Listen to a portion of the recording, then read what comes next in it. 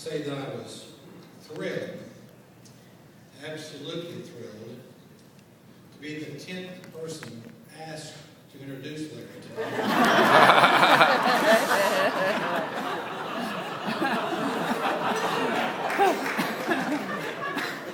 Having known Larry for more years than I care to tell, I thought of all the wonderful stories that I could share with you. Then I realized that Larry would be speaking after I got through, and I decided not to tell any of those stories to protect both the innocent and the guilty.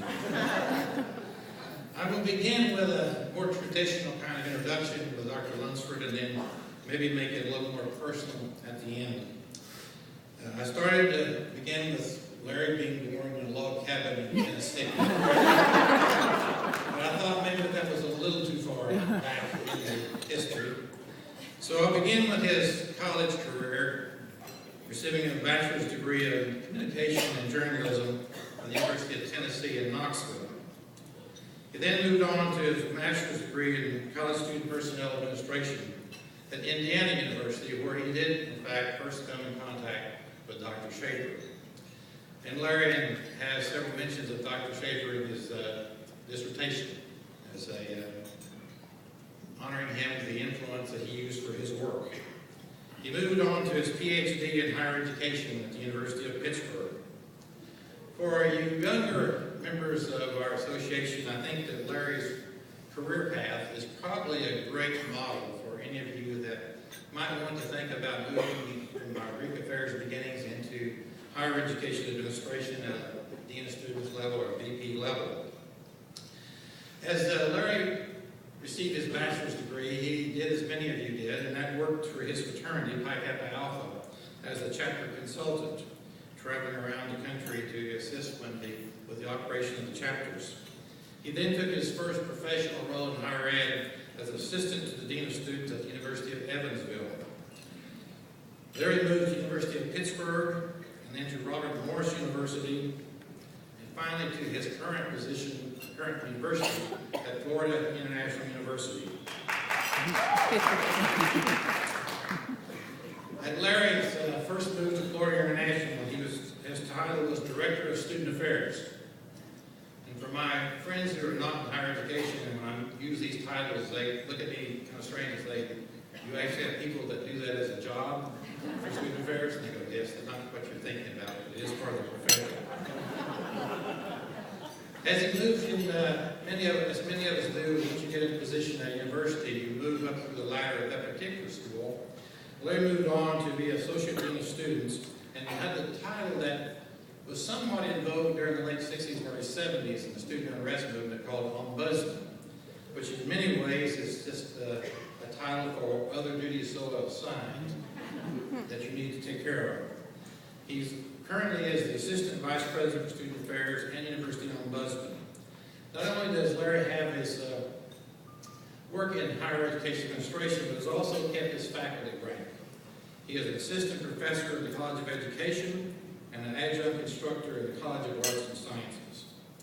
Larry has written and authored over 100 contributions to professional publications and presented over 50 workshops and conferences.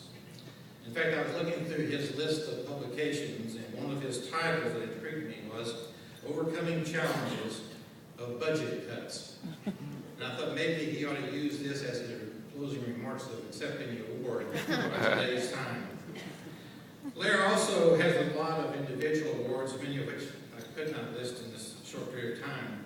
But a couple of things I want to talk about was that Larry has the distinction, I believe, of being only one of two people that was president of AFA twice, in 1979 and 1980. They told me that the first year it didn't go quite as well as I'd like to say. I asked him to try it again. He's held many positions with his fraternity, Pi Kappa Alpha, including the International Vice President from 1988 to 1992. Serves on many boards and many honor societies, not the least of which is his role with our organization and Order of Omega. And just a couple of minutes about Larry's role with Order of Omega, which has been critical to our success. Larry's been a steady influence steady presence, and always the calm strength to assist any organization in its growth. Larry's the kind of person on the board that when you're discussing something somewhat controversial, he will always make a comment something like, "Would it bother us if we saw this on the front page of the New York Times?" It makes you think a little more about what you're doing. Also, Larry has been a great proponent, obviously, of Greek life, and he has never, as far as I know, turned down a request to present any kind of personal or any kind of a capacity he might have to anything he would do with our association and profession in a very high-quality way. He's also one who kind of puts his money where his mouth is. And he was a young professional, and many of our regional associations were just beginning. Larry took students to the Mid-American Conference of that day and also the Southeast Fraternity Conference. And knowing that there probably was a need for this kind of association in the Northeast, he set about to establish the Northeast Fraternity Conference at that time and was its first executive secretary, or leader of the conference, from 1979 to 1980. In fact, one of the prestigious awards of that conference is, in fact, the Larry Lunsford Award. So as you can see, my friend and colleague has a long and very positive history in our area and our profession. But it's much more than that. Larry is a great friend, a consummate professional, a great husband to Joan, a wonderful father to Megan and to Sean, and a great role model for his students in our community. So it's with great honor I present to you the 2010 Robert H. Schaefer Award winner,